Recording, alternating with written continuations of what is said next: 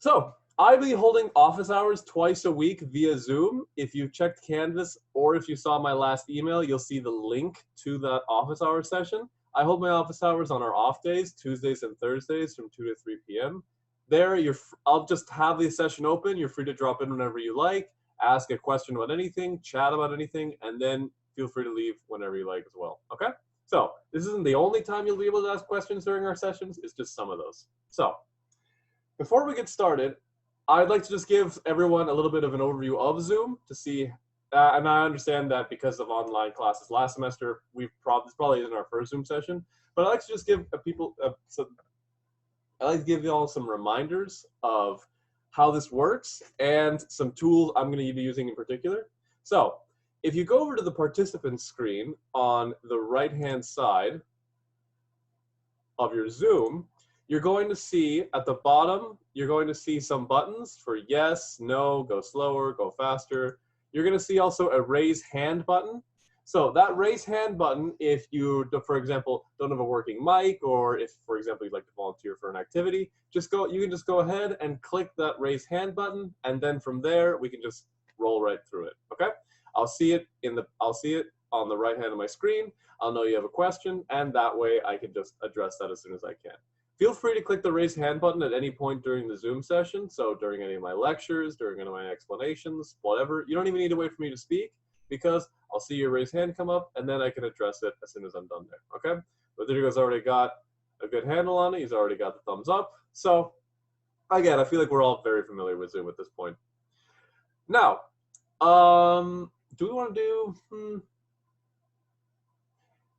yeah, so like I said, today's just going to be a course overview, but before we get started with all of that, I think part of the benefit of having a live Zoom session is that we can actually chat with each other, both with me and with your fellow classmates. So I'd like to do a little bit of an icebreaker activity. It's a little bit less structured, but what I'd like to do is I'd like to go around this session, and I'd like to just have people come up, introduce themselves, their name, their major, and for example, and why they took Comms 103, why they took Communication 103. Okay? It's just a brief little example. And again, you're going to see that we're going to have an introductory activity due at the end of the week, and that we're going to have a speech of introduction. But again, it's just a good little icebreaker to make it feel less so like you're just listening to me and a wall of names, and more like you're a part of an active class. So this is where I ask for a volunteer, and if you would like to volunteer to speak, you can go ahead and just click the raise hand button. Okay? Now, Lou, are you raising your hand, or are you giving a thumbs up like I get the instructions? I'm raising my hand. Oh, okay. Go ahead, Lou. Yes, my name, I go for full name Maria Lourdes P. Thomas, and you can call me Lou for short. My major is CET. I would like to be a computer programmer, and I'm 60 years old. And originally I supposed to go to UCSD because I already have associate degree from ITT Technical Institute, but it's not credited. So I have to start all over again at Miramar. But I love Miramar, and I'm proud of them because they took me and they gave me a chance. So here I am. I'm gonna continue going to school until I can no longer do it. That's great to hear, Lou. And again, thank you for being the first volunteer of the semester. No problem. Let me tell you, asking for volunteers when I was teaching high school last semester was painful, because they just sit there and they just put you on mute. But thank you so much, Lou. And again, Miramar's a great school, and I think you're going to have a lot of fun in this class and in the rest of your program. So, all right, thank you. Can I get another volunteer? All right, I'm just going to go in the order of when I see them, but go ahead, Anna. Hi, I'm Anna. I am 31 years old. I am pursuing an associate's degree in nursing, and I'm taking this class because first is a prerequisite for the nursing program, but also because I want to become a better speaker, I guess. So I am excited. Thank you. Okay.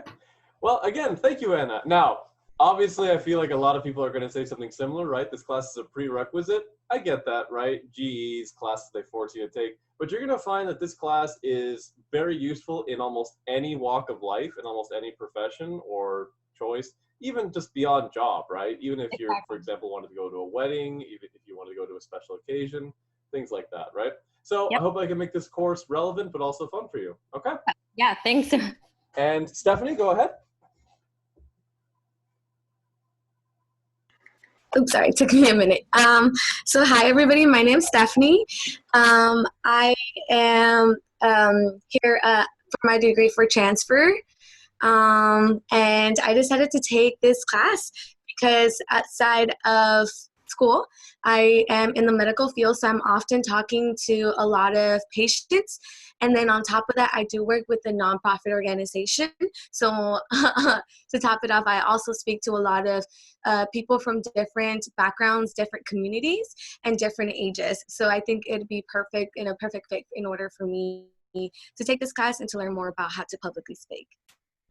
I think you absolutely hit the nail on the head there, Stephanie. This class is exactly what you need to improve those skills. It's actually funny because I have two of my best friends are going to the same osteopathic medical school, and they're right now working on their doctor-patient relation. And he's always texting me, and one of my friends always texting me now, desperately trying to be like, how do I get them to talk to me? How do I stop being so awkward, right? That kind of thing. And I'm just going like, you're the one making it awkward. But yeah. Okay. And can I get one more volunteer?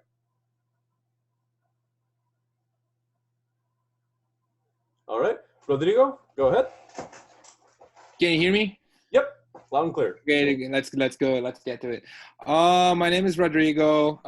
Pursuing my third associate's degree at Miramar College now. I'm actually currently stationed in Texas. I work for American Airlines. Let's get right into it. So, I'm going to first walk you through your Canvas homepage, where everything is, what each week is going to look like, and then if you have any questions whatsoever, feel free to click the raise hand button as soon as you have that question, okay? Or if you have any questions after this session, feel free to stop by my office hours tomorrow. Now, first, you're going to feel, if you go to Canvas and you go to your course homepage, you're going to see everything organized in terms of modules. Now, these are basically what assignments and what readings are going to be due each week. Now, what each week is going to look like is it's going to look like you're going to have a set of readings to complete that you can find listed on your daily calendar.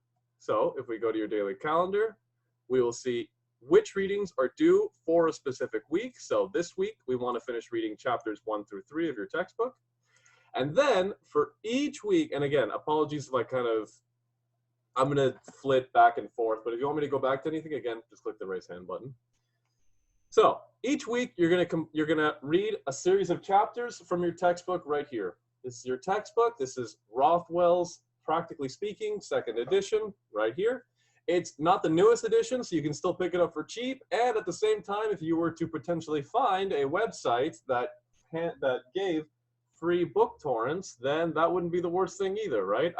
As an employee of Miramar College, I can't officially endorse that you get something that you should be getting for free, but at the same time, do whatever you need to, right? So this week, you really want to set a priority to getting your copy of your textbook as soon as possible.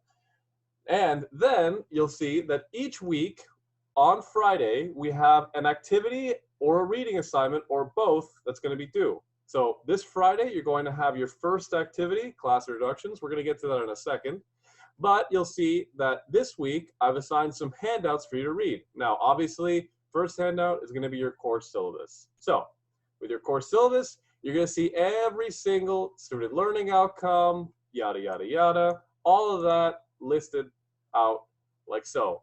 I'm not going to bore you by going with it in detail, but basically it's going to have every important piece of information you could need for this course. You can see specifically how your grade is going to be broken down over the next 8 weeks, how much each assignment is going to be worth in terms of points, and all my other policies such as attendance, communication, late work, disability accommodation, and so on, right? So, sorry about that. All right, so next, I would like to take, next, you will see your daily calendar. Now your daily calendar is going to list out everything we're going to be doing on a week-by-week basis. Like you see here, you can see which readings are going to be due each week, which assignments are going to be due on which days, what topics we're going to be covering on a given week. So here you've now seen all assignment due dates, everything like that. You can now plan accordingly. You now know exactly when everything is due well ahead of time. So, we all with me so far? Any questions? All right. So, next you have a couple of other handouts I would like you to read. This handout, what assignments will I have to complete? That's just going to list out every assignment that you're going to be doing over the course of the semester. It's going to list out your 3 major speeches. It's going to list out reading discussions, which I'll get to in a sec. And it's going to explain weekly activities. Now, if we go to our first activity, so this Friday, for example, your first activity is going to be due. What activities are going to be they're going to be recorded speeches that you're then going to upload to Canvas using a software called GoReact. How that works is if you click on the activity link and you then click this button here, load activity 1, on a new tab, it's going to open up GoReact. Just go ahead, click start assignment. You can title it activity number 1. Click record, and then from there, it's going to ask you for permission to use your microphone and your camera. And it's probably not working because I'm live streaming through Zoom right now, but you get the idea. Once you've recorded it, you'll just need to follow simple directions, clicking the record button, and then just moving from there. Full advisory, for this course, you will need some form of video recording device with audio. You can use a phone, you can use a computer, a tablet, whatever. It just needs to have a working camera and working audio. The majority of this class is going to consist of recorded speeches, both in activities and as part of major assignments. So you just want to get that settled as soon as possible. I'm introducing this first activity before we talk about anything else in the course because I want you to really play around with GoReact as soon as possible. Today, after this Zoom session, I'd like you to go to this exact same page again. I'd like you to go to your Canvas, click GoReact, see if you can record just a brief little video clip. You can upload as many times as needed, so don't worry about uploading one for a final grade or anything like that. But I'd just like you to test it out so that if you have any issues using GoReact, you can let me know now, and then we have the full week ahead of time to solve it, as opposed to waiting until Friday at 10 o'clock at night, and then we don't have a lot of time to resolve these issues. So back to on a week-by-week basis. So every Friday, you're going to usually have an activity be due, but you're going to have a reading discussion due. Now, in this class, I don't have any tests, exams, quizzes, anything like that. The main way that I want you to demonstrate that you've mastered the material in the textbook is that week by week, I want you to do a reading discussion. How it's going to work is you just click on the link. It's going to take you, you're going to click on the specific reading discussion link. It's going to take you to this page. It's going to give you prompts for what you should be doing. It's typically going to typically consist of the same thing. It's going to consist of listing 2 to 3 things you didn't know before reading the chapter, now that you have read the chapters. 2 to 3 questions you might still have regarding course content, how you can practically apply that knowledge, a discussion prompt that changes up with each reading discussion, and then replying to 2 of your classmates' posts. Again, more instructions you can find on this page here. You'll be doing 5 reading discussions and 5 activities. Reading discussions are weighted a little bit more. Each one is worth 20 points. Activities are worth 10 points, okay? So, if we go back to home, now, every week, I think I repeated now like 5 times, but every week, activities and reading discussions are both going to be due on Friday. Try not to let it all pile up towards the end of the week because then this class can get very overwhelming. It's an 8-week course. That means that things move very, very rapidly. unlike the web page that refuses to load for me. But in an 8-week course, things move very quickly. So, yeah, straight up just not having me. Okay, well, there we go.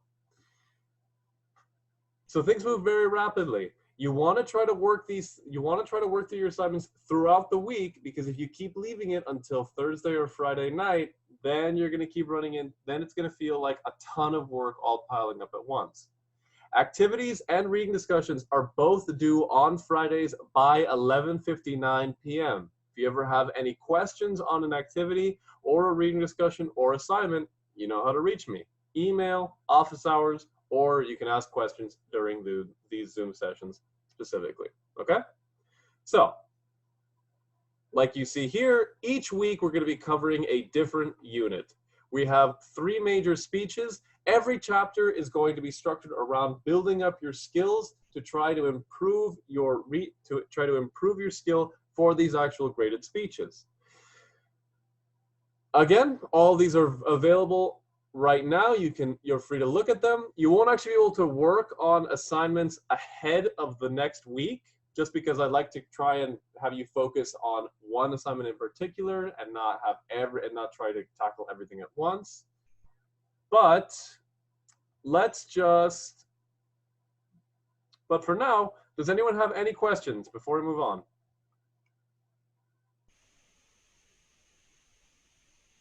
Any questions? I have a question, Professor.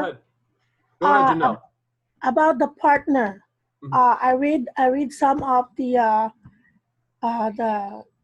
syllabus. I wrote down the assignment. Hold on, I think I have it here.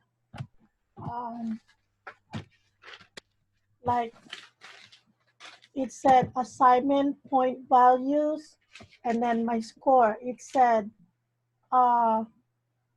this is like a Rubik. We're supposed to have individual and partner presentation, and then informative speech with partner. That's on How does it work? So, Janelle, that's on the course syllabus? I think it's from the last page of the syllabus. Okay. I just copy it. I mean, you know, I just wrote everything down, and just to make myself familiar what's my points will be at the end of the semester. I knew I'd missed at least one place where I forgot to delete it. But like I told you in the past 3 weeks, I've changed every element of my course for this online class. I've removed the partner requirement for the informative speech, so that's going to be an individual assignment again. Thanks for letting me know, Janelle, and please let me know if I'm pronouncing your name wrong. But what I'm gonna do right after the Zoom session is I'm just gonna edit the syllabus so that it no longer contains any mention of a partner assignment. Okay? Yeah. Okay. Thank you. No problem. So again, just because partner assignments, they work great when you teach a class in person, but when it's an online class, it's a lot more iffy. I prefer to have collaboration be more responding to each other's assignments, giving each other feedback, that kind of thing. Okay? So, any other questions before we move on?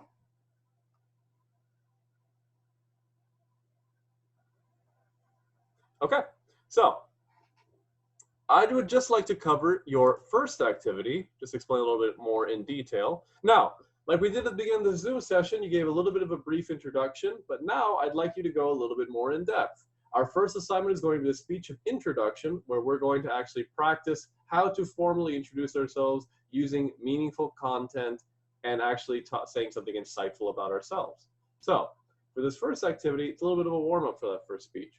This activity is going to be worth 10 points, where all you're going to be doing is you're just going to be recording a 1 to 2 minute speech where you're just introducing yourself to the class. Similar to what we did at the beginning of this Zoom session, you're introducing yourself, your name, your major, and something you'd actually like to get out of this class, something you'd actually like to learn. You're also free to talk about your prior experience with public speaking.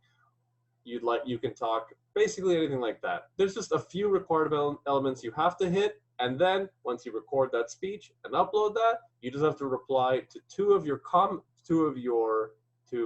classmates' submitted activities, which you can also find using the Go React tool. Okay? This activity is going to be due on Friday by 11:59 p.m.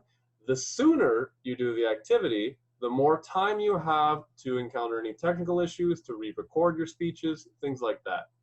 The more time you leave for these activities and reading discussions, the easier it's going to be for you, because if you do it earlier in the week, then you have so much more time to work, refine, give feedback, and so on, right? It's only overwhelming if you don't give yourself enough time to work through it. And that actually takes me to a little bit of a spiel of my own. So the key to success in this class, and in any class I've found, is that you want to be proactive and not reactive. What that means is you want to try to do things ahead of time. You want to try to work to prevent problems rather than react to problems. So if you don't understand if you don't understand an element of an activity or a reading discussion, if all this new technology stuff is overwhelming for you, if you would like me to explain anything more in detail, if you would like any help or feedback on any upcoming speeches, outlines, assignments, whatever, I'm your greatest resource for that. I'm here to help in whatever way I can. Feel free to reach out via email. Feel free to attend my office hours. And if you can't make my office hours, send me another email and we can schedule a separate appointment, right? But I'm here to help in whatever way I can. Now, I'm going to try to regularly check up with all of you. If I see that some of you didn't submit an activity, I might send an email just saying, hey, I didn't see you submitted that. By the way, are you familiar with GoReact? Did it make sense to you? That kind of thing. But if I might lose you a little bit in the shuffle there. The best way to make sure that I keep up with you is that you just reach out, let me know how things are going with you, if you would like any help with anything, and so on. Okay? So,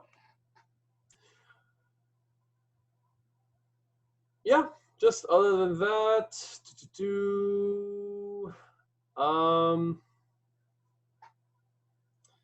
sorry, just losing my train of thought. But, so again, reading discussions. As you can see here, we also have handouts explaining each formal speech that you can read whenever you like. These just give an explanation for what the speech is going to be like, what the outline that you're going to be writing is going to be like, and so on, right? You can also see how each assignment is going to be graded using the rubric documents. So I'm not going to waste too much time going over something you can easily check on your own free time, but that's just the general layout of Canvas, GoReact, and so on, okay? I have another question, Professor. Go ahead, Lou. Do we download the textbook or do we need to have the hard copy? Either or, you can download it or you can have a hard copy. It's really up to you. The only thing that really matters is that you're just able to read you're able to access the reading material in some way. Yeah, that's what I want. Thank you. Yeah. So again, I cannot officially say you should do this, but if you were to find a free copy of your textbook online, then well, I would not be able to know, just saying. So, Anna, did you have a question? No, I am so sorry. I that was an accident. Sorry. No worries. So, and you also find that I'm kind of trained like a rabbit. Like I see a raised hand, I immediately bolt towards it. That's not what rabbits do. Okay. So,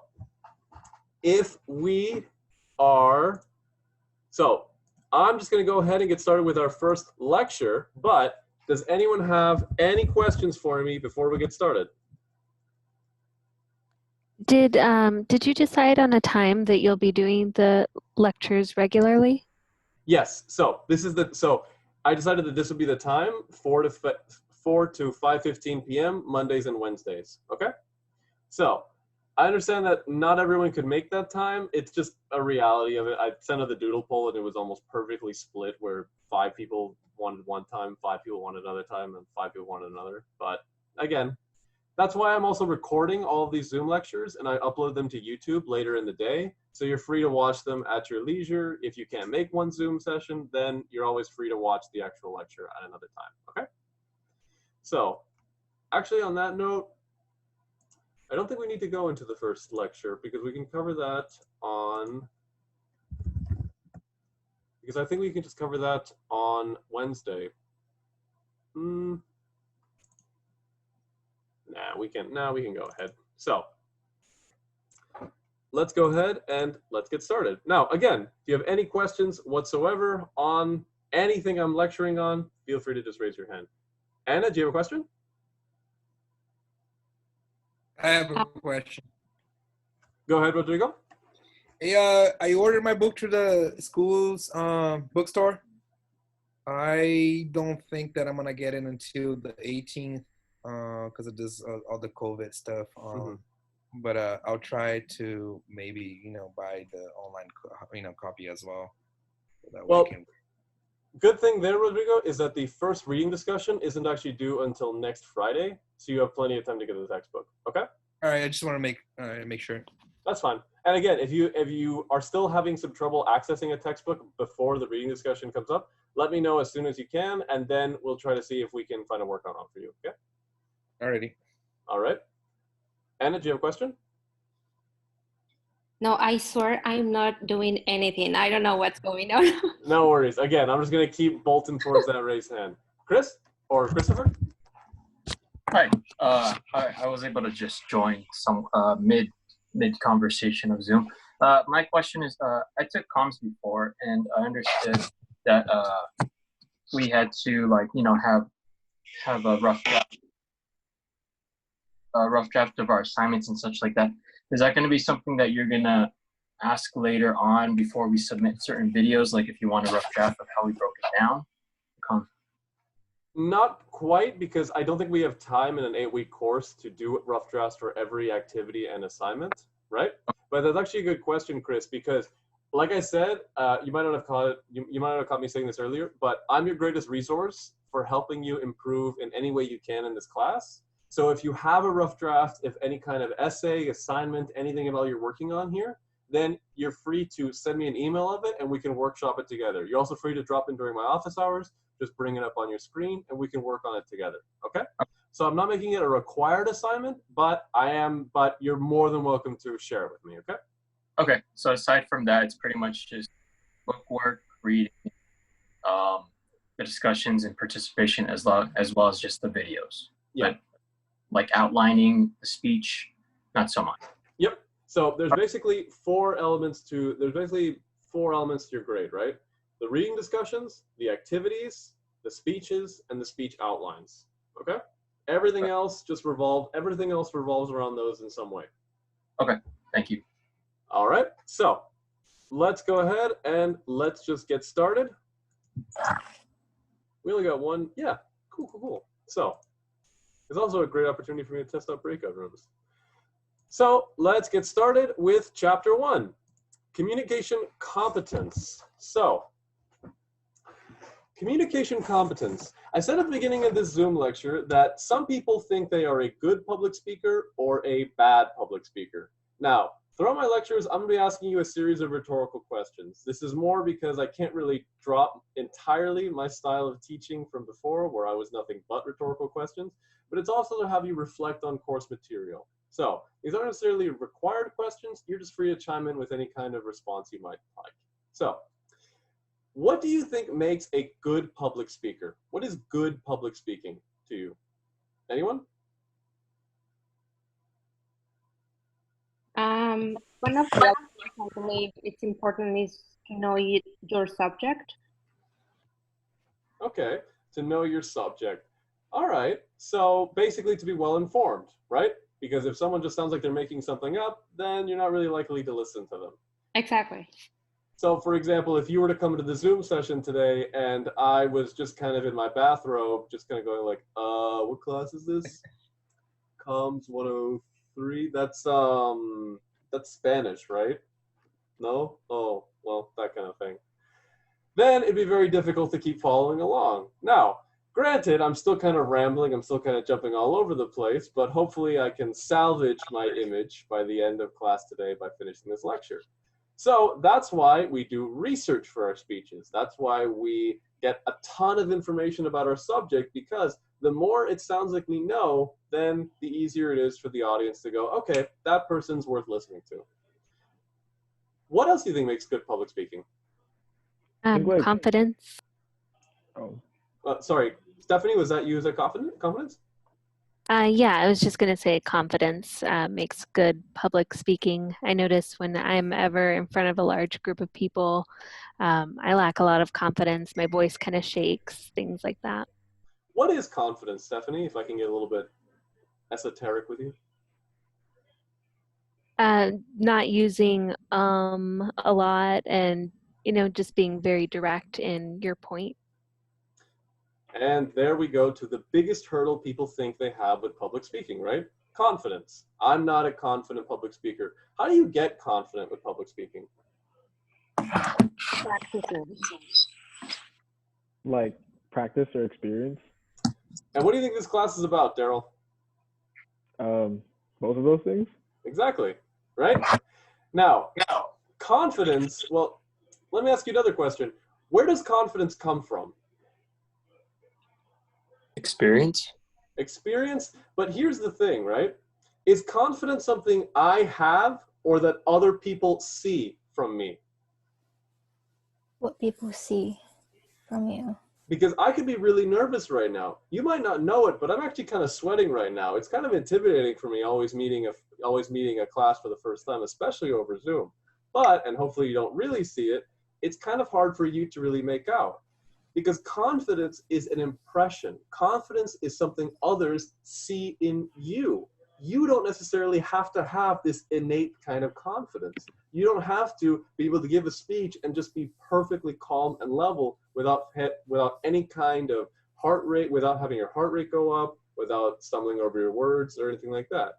Confidence is something the audience sees. So you'll see that as you continue practicing your speeches, as you continue improving, the audience will see you as confident. Sometimes it won't feel like much has actually changed. Sometimes people will go, well, okay, I'm still tripping over my words. I'm still forgetting parts of my speech. What's actually changed?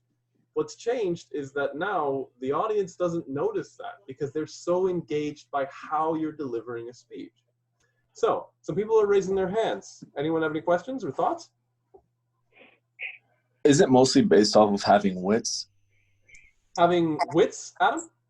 Yes, within the conversation or within the public speaking that's given off at the time. It's all about presenting how much wits you have. Did you define wits for the class? Pretty much having a keen perception and being clever, if I'm along those lines, if I'm not mistaken. But those are all, again, impressions from the audience, right? Because think of it this way. Wit and cleverness and sharpness, reflexes, those aren't really things you're necessarily born with. Those are things you learn and practice, right? Those are things you work on and modify.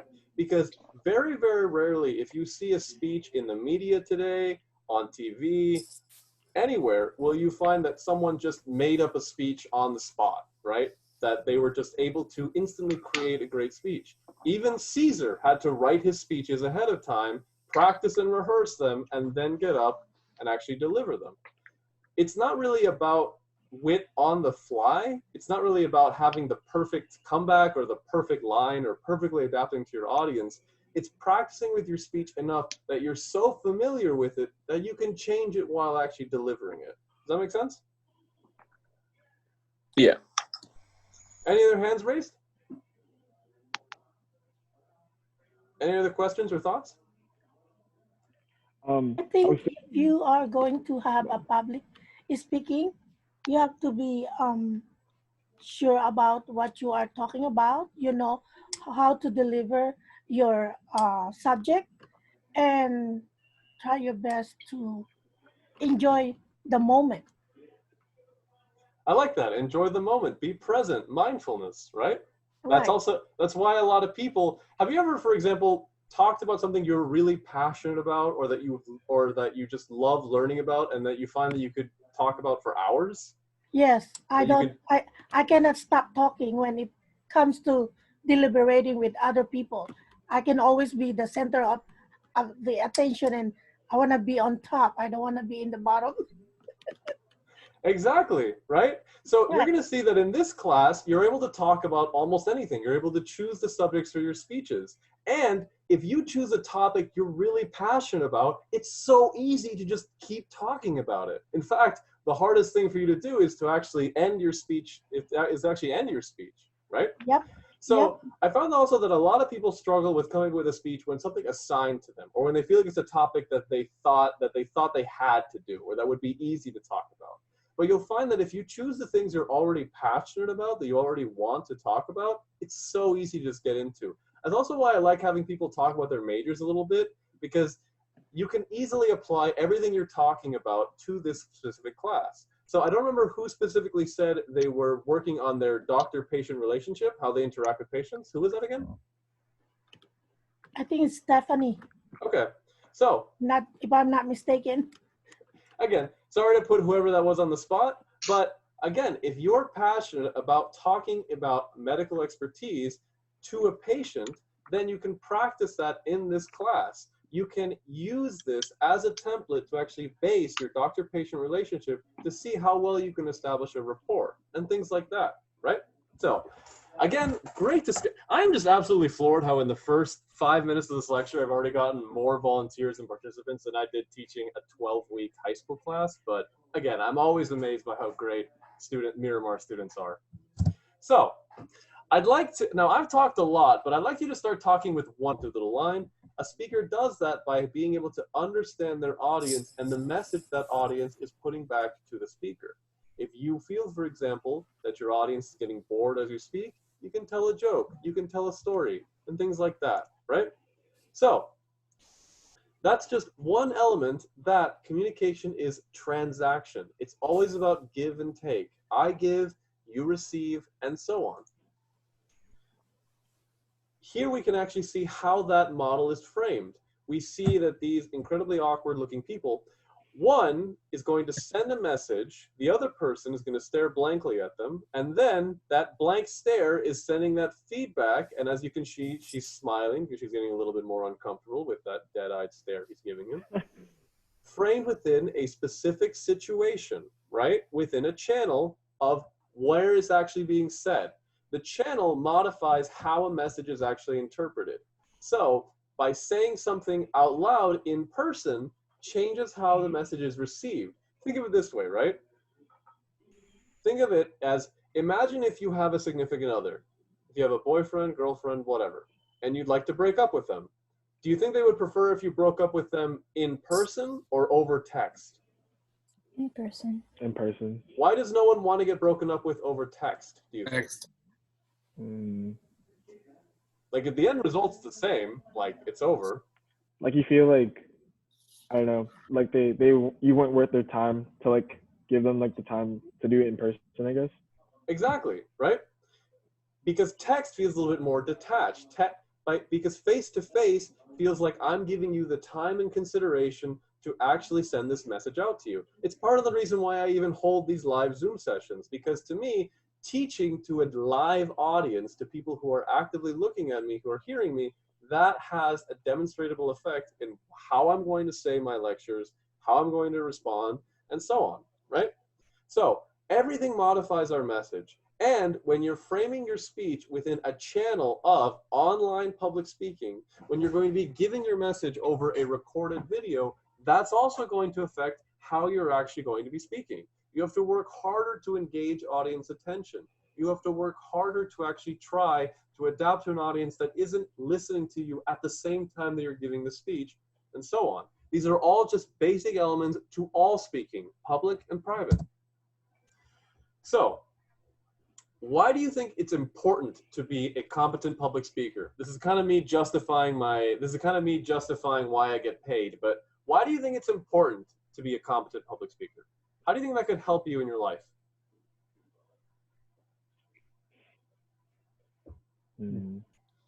Anna?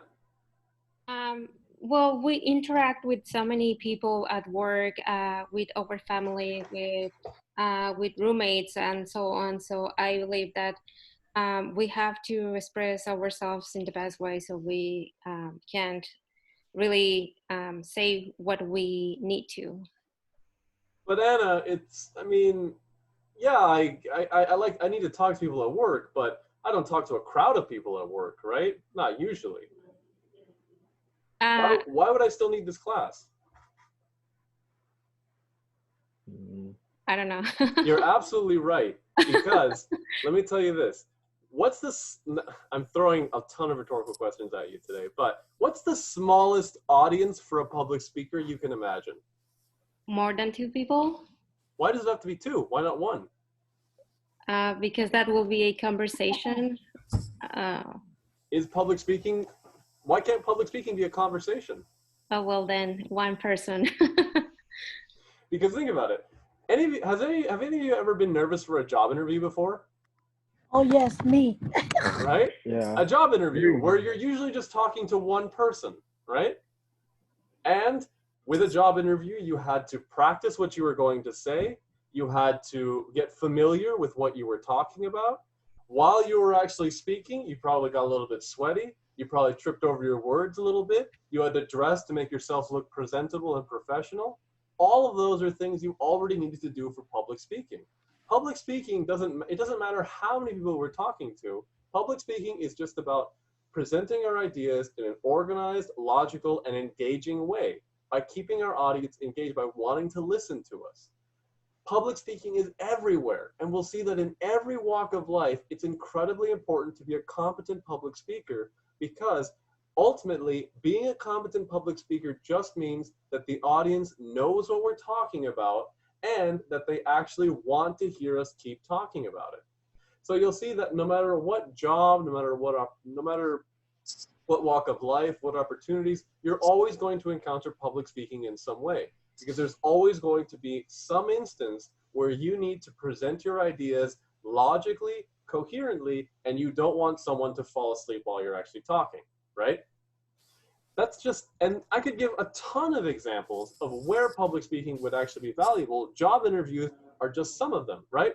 Can anyone else tell me some potential situations where you'd need to be a good public speaker that's not specific to a job? What's an instance of public speaking that everyone might need to do at some point? That's a very confusing question. I apologize for that. I'll reframe it. But when do you think you might need to speak in public that's not necessarily related to your job? Your friends. Your friends? Okay. Like when, Lou? Huh? When do you think you'd need to speak to your friends as a formal public speaker? Because you always have conversation with her, and you want to, well, what you left off last night, you want to continue the next day and the next day, and then you get to know each other more, and then you get familiar with each other, and then you like each other, and then you're best friend forever. Exactly, right? Because have any of you ever heard a story from someone who doesn't really know how to tell a story? It's really bad, right? They just keep talking and talking and talking, and you just kind of wish that you would be anywhere else. But have you ever heard a story from someone who really knows how to drive it home, who really knows how to build suspense, who really makes you want to know what actually happened that weekend? Yes. That's someone you want to spend time with. That's someone you want to keep listening to, right? Right. And so on. Because and again, public speaking is everywhere. It's with our friends, it's with our family, it's with our coworkers, it's with our roommate who we just want to give some speech on why they should actually wash the dishes every now and then, right? And things like that. It's in every walk of life. So, formally defined, public speaking is just the act of communication where a speaker presents a message in a formal audience to an audience for a specific purpose. That's one of the key elements here we want to focus on, because all public speaking is done for an objective purpose beyond just getting a grade in this class, right? We all want to accomplish something with public speaking. We all want to set out to do something that we can either succeed or fail at, whether it's teaching the audience something, whether it's introducing ourselves to an audience, whether it's persuading the audience to do something. It's always for an express purpose.